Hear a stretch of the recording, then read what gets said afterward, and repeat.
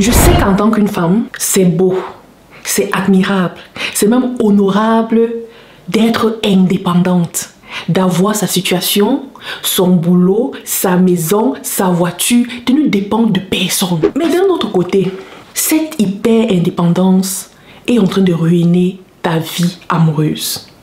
Je dis ça parce que moi-même j'ai été cette fille indépendante. Vraiment, c'était arrivé à un niveau où, quand je rencontrais un homme, il me demandait qu'est-ce que tu veux devenir dans la vie. Je te disais, je vais devenir une femme indépendante. Je vous assure, c'est la vérité. Pour vous dire à quel point j'étais ancrée dans ça. Jusqu'à ce que je me rende compte que cette énergie masculine que je dégageais ruinait mes relations. Déjà, tu prends un rendez-vous à un homme, pour une première fois, vous parlez. Après le rendez-vous, la personne soit te ghost, soit commence à faire un genre. Et c'est le cas pour plusieurs d'entre vous ici. Et dans cette vidéo, je vais vous dire comment l'hyper-indépendance ruine ou est en train de ruiner ou a ruiné ta vie amoureuse et comment sortir de là. Oui, comment sortir de là et devenir plus féminine. La femme féminine est belle que Dieu t'a créée pour que tu sois. Ok, donc vraiment, reste scotché.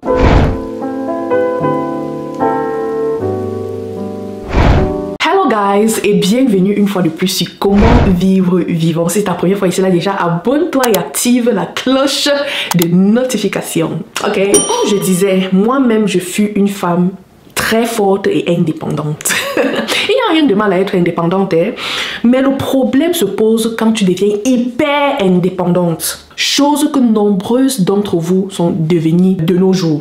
Très indépendante, très féministe, on confond tout en fait. Il faut toujours trouver le juste milieu en chaque chose.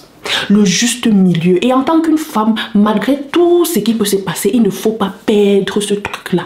Parce que la femme, c'est la douceur. La femme, c'est la féminité. C'est tout ce qui n'est pas dur, n'est pas brusque. C'est tout ce qui est doux. Et quand, en tant qu'une femme, tu atteins un niveau où tu perds cette douceur-là, au point où tu te laisses embobiner ou embarquer dans des énergies masculines, c'est très dangereux. Ta vie amoureuse serait vraiment, on va dire, une conséquence directe, mais ça va jouer dans plusieurs choses dans ta vie, que ce soit ton boulot, n'importe quoi. Donc, tous les privilèges que les femmes ont d'habitude, tu n'auras pas. Tu n'auras pas et tu vas toujours te demander pourquoi est-ce qu'on te traite différemment. Pour celles-là qui sont vraiment attentives, quoi, tu vas commencer à remarquer comment, quand les autres femmes passent, tu vois un homme qui vient ouvrir la porte, mais quand toi tu passes, personne ne te gère. Tu vois un peu, parce que cette femme-là dégage cette féminité. Et tout ça joue avec des énergies. Quand tu adoptes certaines habitudes, ça joue sur ton énergie, en fait, sur ta sphère énergétique, en fait. Et pour finir, ça influence ta vie. Et ça va encore plus influencer ta vie amoureuse. Ce que vous ne savez pas, c'est que l'hyper-indépendance est un mécanisme d'adaptation que plusieurs d'entre vous avez adopté malgré vous. J'ai oublié de mentionner que ce phénomène-là est encore plus ancré chez les femmes ici là, en Europe, ici à l'étranger. Tu es arrivé à l'étranger, tu es venu au front, comme on dit là, tu te bats. Personne n'a jamais été là pour t'aider. Tu as été obligé à devenir forte malgré toi-même. Parce que bon, les circonstances t'ont imposé ce style de vie, le fait de tout gérer. Parce que oui, si tu ne gérais pas tout, tu allais attendre qui allait venir t'aider. Donc tu étais obligé de devenir indépendant, de devenir forte malgré toi. Et aujourd'hui que les choses se sont amusées, finalement tu as le boulot là, finalement tu as tes papiers, finalement tu as fini tes études, finalement ouais, les choses marchent pour toi, tu as acheté ta maison, tu as acheté ta voiture et tu ne sais plus comment laisser cette hyper indépendance, tu ne sais plus comment te débarrasser, devenir plus féminine parce que tu as été habitué comme ça, tu sais que c'est comme ça que ça fonctionne. Et aujourd'hui que tu es posé, tu veux commencer une vie amoureuse, tu veux rencontrer quelqu'un, tu veux te poser, tu veux fonder une famille. Et chaque fois que tu rencontres quelqu'un, vous finissez de parler, tu as l'impression que ça marche, mais après ce gars te ghost. Ce gars, il ne te gère plus. Ou bien, quand vous rencontrez, vous parlez un moment. Quand toi, tu pensais que ça allait, tu vois le gars commence à adopter les comportements, genre... Il n'est plus dedans comme il était au début et tu te poses des questions, qu'est-ce que j'ai fait de mauvais? Le problème c'est que ton énergie masculine a fait fuir cet homme. Parce que pour les hommes, quand ils rencontrent les femmes comme ça, voici comment eux ils interprètent. Ils voient une femme qui va faire le bras de fer avec lui et personne ne veut ça. N'importe quel homme veut avoir une femme qui sera soumise, qui sera en dessous de lui. cette femme-là avec qui il va fonder une famille. Il veut une femme douce, il veut une femme. Il veut une femme là qui va lui donner cette douceur-là. Que quand les choses ne vont pas aller, cette femme-là sera l'épaule sur laquelle il peut venir se reposer, venir pleurer. Il veut cette douceur dans sa vie. Mais quand il te rencontre, il se rend compte que c'est comme s'il est en train de parler avec un homme. Tu es trop rigide, tu es trop dur. Et certains d'entre vous font ce qu'il ne faut pas faire. Vous passez le temps à dire comment donc ma voiture, si j'ai acheté ça comme si, je touche telle somme par an, j'ai une maison que j'ai achetée. Finalement, c'est plutôt lui. Vous venez au rendez-vous, c'est plutôt lui qui reste là, il t'écoute parler. Et pour certains hommes, c'est frustrant. Pour d'autres, ce n'est pas frustrant, mais il dit juste que non, moi je veux pas. Parce que tu ne lui donnes pas cette sensation d'une femme qui a besoin d'un homme dans sa vie. Parce que souvent même, tellement tu as dit que j'ai ci, j'ai ça, j'ai ci, j'ai ça, que lui s'est dit, bon, elle a tout. Si moi j'entre dans sa vie aujourd'hui, qu'est-ce que je vais l'apporter? Il ne voit pas son rôle. Alors qu'en tant qu'un homme, il veut se sentir homme dans ta vie. Il veut être celui-là qui débloque les situations pour toi. Il veut être comme bon, il veut que tu sois cette demoiselle en détresse et lui le prince charmant qui vient t'aider, qui vient arranger les choses pour toi, qui vient te mettre en sécurité, qui vient te protéger. Mais toi, tu montres déjà que non, toi, tu te protèges toi-même. Toi, qu'un homme ne peut rien t'apporter. Et certains d'entre vous le disent même que non, je vois pas ce qu'un homme peut m'apporter aujourd'hui. Hein, j'ai tout. Que si j'ai besoin d'un homme seulement pour faire des enfants, certains d'entre vous le disent. Et c'est scandaleux. Quand il écoute comme ça, il dit que non, je peux pas mettre ce genre de femme chez moi. Aucun homme, même Vladimir Poutine, qui est fort comme ça, là, il veut une femme qui est douce. Il veut de la douceur dans sa vie. On m'a dit qu'il a une compagne, qu'il a divorcé, mais présentement, il a une compagne. Et tu vois sa compagne, c'est vrai qu'on cache beaucoup. Voir la photo de la femme là n'est pas facile. On cache ça. Tu vois, il a cherché une femme douce. Et plus un homme est imposant et dur, et donc vraiment la testostérone, il a besoin de la douceur. Il veut ressentir cette femme frêle, cette femme douce, cette femme...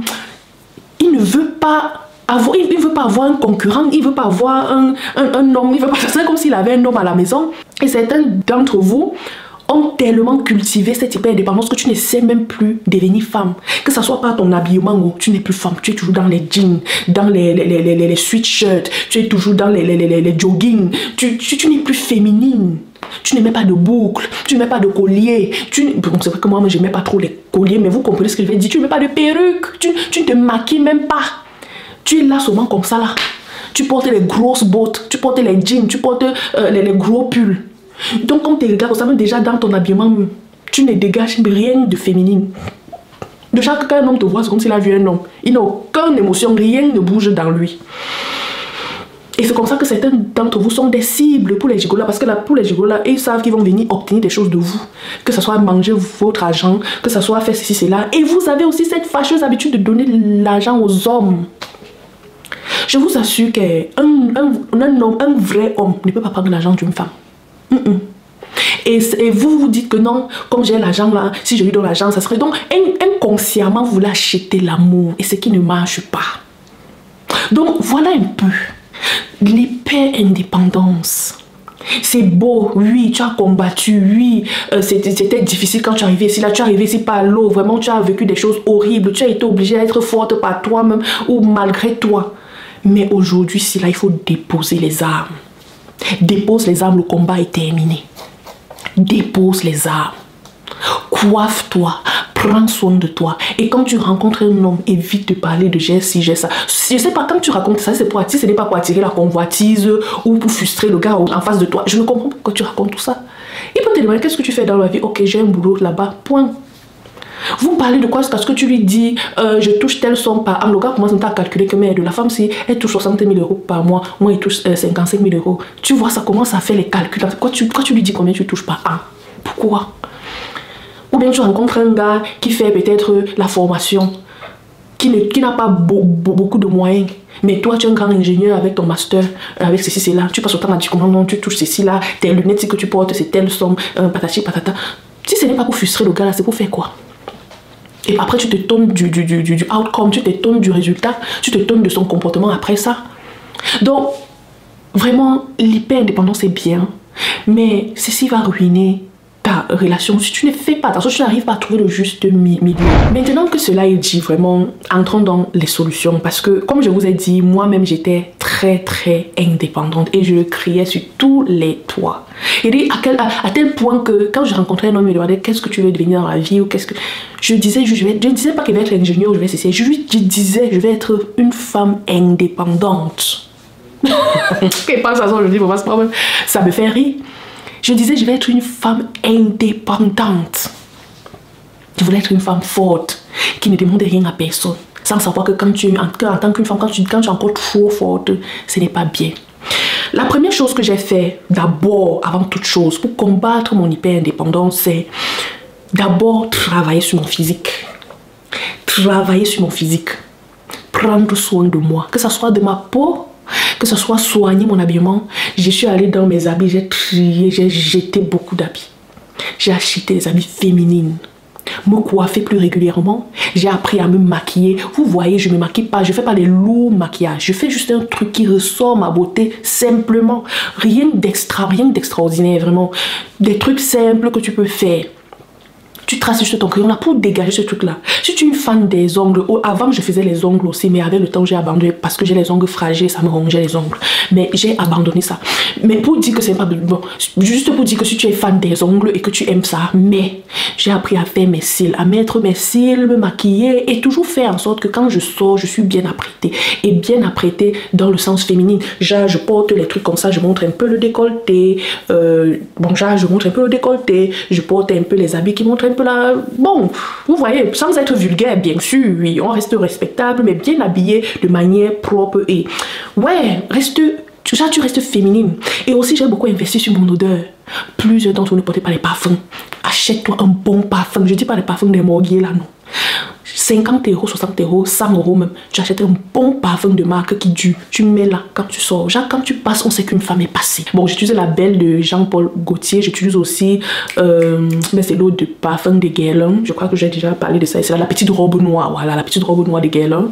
Quoi encore? Et puis j'ai les déos, j'ai les trucs pour la senteur, tout ça, oui. Donc, j'ai d'abord commencé par prendre soin de moi et de soigner mon apparence et mon style vestimentaire pour adopter un style plus féminin et ouais, plus sexy. Pas trop sexy, genre on veut pas être vulgaire, mais sexy. Et j'ai aussi investi sur mon odeur en fait, c'est-à-dire ma senteur, genre mettre des parfums, faire ceci, faire cela, faire cela. La deuxième chose que j'ai fait aussi, c'est que j'ai accepté de me faire aider. Oui, parce que je vais vous dire une vérité, il n'y a pas de récompense dans la souffrance. Le fait que c'est toi qui montes tes meubles, c'est toi qui fais ton déménagement. Tu es une femme, tu fais le déménagement, maman. Il faut arrêter ça. Tu fais le déménagement, tu fais tout ça, non, ça ne sert à rien, tu te finis le dos pour rien. Alors que les hommes font ça, mais après, ils ne doivent pas porter l'enfant. Toi, tu te mets à faire ça, alors que après tout, c'est encore toi qui dois porter les grossesses. Donc, il faut éviter, il faut préserver son corps. Préserve ton corps. Et quand je dis même prendre soin de ton corps là, pour revenir sur le premier point, c'est aussi faire du sport, aller en salle. Si tu as des kilos en trop, tu essaies de les perdre, ce genre de choses quoi. Bon, rien de vraiment drastique quoi. Juste même seulement pour rester en santé, tu peux faire ton sport. Il n'y a pas de récompense dans la souffrance. Moi, j'ai accepté de me faire aider. Même aujourd'hui à la maison que je suis avec mon mari, il y a des choses que je peux bien faire. Mais pourquoi est-ce que je dois me casser le corps alors que j'ai un homme à la maison? Je ne veux pas me mettre à changer les ampoules, quelque chose se gâte, je me mets à faire, je sais bien le faire. Mais pourquoi je dois me donner ce stress? Chérie, l'ampoule est grillée. En rentrant du boulot, il achète l'ampoule, il vient changer. C'est son travail, laisse-le faire. Qu'il se sente utile dans la maison et dans la relation. Les hommes aiment ça. Donne-lui sa place d'homme. Qu'il se sente homme avec toi. Pas qu'il veut faire ce que tu as déjà fait. Il veut faire ce que tu as déjà fait. Non. Il va à un moment se demander, mais je sais à quoi celle-ci. Et dehors, il va trouver une femme qui est là-bas. Oh chérie, j'ai besoin de ton aide. Il se sent utile. Donc laisse-toi aider ma soeur, il n'y a pas de récompense dans la souffrance en fait. Laisse-toi aider. Que ce soit avec l'enfant ou le bébé ou que ce soit... Laisse-toi aider. Moi j'ai appris à me laisser aider. Ça ne veut pas dire que tu ne sais rien faire. La plupart des choses que demande mon mari de faire, moi je peux bien les faire. Hein. Je suis très habile avec mes mains. Je fais beaucoup de choses. Je fais la couture, je fais ceci, je monte les trucs, je monte les ampoules ici, là, je monte les meubles, je peux faire tout ça. Mais pourquoi est-ce que je vais me stresser alors que j'ai un homme? Why? Il y a certains qui sont tellement indépendants qu'elles ne savent pas demander l'argent à leur mari même, ou à leur copain ou à un homme. Ça ne savent pas demander l'argent à un homme. Parce que tu as peur que demain on va dire qu'il a mangé. Tu dis qu'il a, parce que tu as mangé son argent, ça fait quoi? Et si je ne mange pas son argent, qui va manger? Moi j'ai laissé certains comportements et aujourd'hui même, je ne suis plus femme indépendante, je suis plus femme forte et indépendante. Parce qu'il n'y a pas de récompense avec ça. Je ne suis plus femme forte et indépendante. Laissez-moi avec des trucs là. Que non, si tu demandes, demain il va dire que tu es matérialiste. Ça fait quoi? Ce n'est qu'un homme qui ne t'aime pas qui va dire que tu es matérialiste. Parce qu'un homme qui t'aime là est fier de te donner son argent. Il ne va jamais se plaindre. Si tu vois un homme se plaindre, soit c'est un homme qui n'a rien, ou c'est un homme qui ne t'aime pas. Parce qu'un homme qui t'aime, il veut te donner. Sans que tu ne demandes même, il donne. Donc il faut arrêter ça un peu. Je me suis fait aider. J'ai dit qu'à partir d'aujourd'hui, je me laisse aider. Je vais être un... Donc je veux qu'un homme me prenne comme un bébé. Parce que oui, je suis un bébé. Je veux plus les trucs de stress là. Je suis pas dedans. Il y a beaucoup de choses que je dis à mon mari que je sais faire. Il va dire non, c'est là, c'est parce que je ne peux pas. Il va aller au boulot, il va rentrer, il va faire. Parce que c'est son travail en tant qu'un homme de faire ça. Je ne peux que faire si je suis seule à la maison ou si il a une contrainte. Le genre qui va dire que, hey, donc tu pouvais. Ouais. Mais je ne veux pas être là, être forte toujours. Parce qu'à un moment aussi, il y a les hommes bizarres. Quand tu montres que tu es trop forte, que oh, je gère, c'est là, il t'abandonne avec tout ça. Après, demain, tu viens te plaindre qu'il ne t'aide jamais, il ne fait jamais ainsi. Tu ne lui as pas donné la possibilité de faire ces choses-là pour toi. Tu as montré que tu pouvais, tu as dit ok, fais alors. Et après, tu te plains pourquoi. Donc vraiment, il faut déposer les comportements des femmes fortes et indépendantes là. Cela va ruiner ta vie et tu vas vieillir avec le temps. Parce qu'il y a les situations que les hommes ont été créés génétiquement pour supporter le genre de stress là. Toi en tant qu'une femme, si tu te mets en plus des enfants, des ceci, de cela, tu mets encore le stress là sur ta tête, tu vas vieillir avant ton temps. You will get old, oh. Tu vas vieillir avant ton temps et c'est lui qui va encore te déposer et chercher une femme belle, bien fraîche, frêle. Le stress là, tu dors. Dans les trucs de femmes fortes, il faut déposer-moi ça. Déposer. Surtout les femmes de l'Allemagne ici. Vous êtes trop fortes, trop masculines. On est reconnu dans tous les rôles comme les femmes les plus fortes, les femmes les plus masculines. On fait le lag, c'est vrai. Moi-même, j'ai travaillé dans les productions. J'ai porté les Rangers là pour travailler des trucs de production, pour travailler dans les usines. Mais c'était avant. Aujourd'hui, non. Soyons des femmes. Et des femmes féminines. Quand tu vas adopter ces habitudes-là, tu vois comment tu vas commencer à retrouver ton aura féminine. Et il y a aussi un dernier point que je vais oublier, il faut aussi soigner ton langage. Parce que quand tu deviens aussi trop masculine là, même ton langage change. Jamais de parler, non, tu parlais non quand c'était ton égal, quand c'était ton pote. Il faut commencer à parler avec douceur, avec calme. Tout ça va te redonner ton énergie féminine. Aucun homme ne veut un autre homme, à part s'il est de l'autre côté. Vous avez bien compris? Aucun homme ne veut un autre homme, à part s'il est de l'autre côté. Vous avez compris ce que je veux dire par là. Donc soigne et protège ton énergie féminine. Que quand un homme te regarde, qu'il voit une femme et non un autre homme ou un concurrent. Et l'ego des hommes est très très fragile.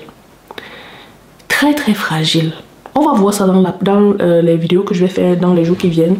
Sur comment amener son mari à prier avec toi. Ouais. J'ai vraiment envie de faire une vidéo sur ce sujet. Et je vais vous donner certaines tactiques. C'est une chose très simple hein, que tu peux faire pour amener ton homme à prier ou à faire même d'autres choses. Parce que si tu sais comment un homme fonctionne, tu vas constater que l'homme n'est pas difficile.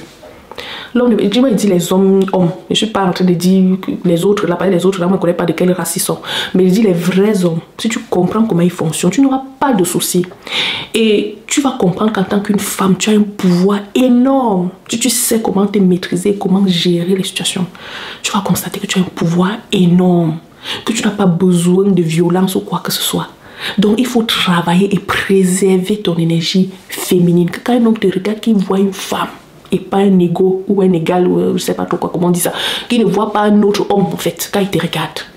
Donc c'était tout pour cette vidéo, j'espère que tu as appris quelque chose de nouveau. Si c'est ta première fois ici là déjà, abonne-toi, active la cloche de notification. Si tu aimes les vidéos telles que celle-ci, vraiment fais un tour dans mon compte et puis tu auras des vidéos telles que celle-ci pour t'édifier et te montrer comment devenir une vraie femme, réussir sa vie amoureuse ou son foyer ou ouais, et tout ce qui est dans le domaine là, ouais. Anyway, donc c'était tout pour cette vidéo. Vraiment, ça m'a fait plaisir comme d'habitude. Et on se dit à la prochaine. Bye!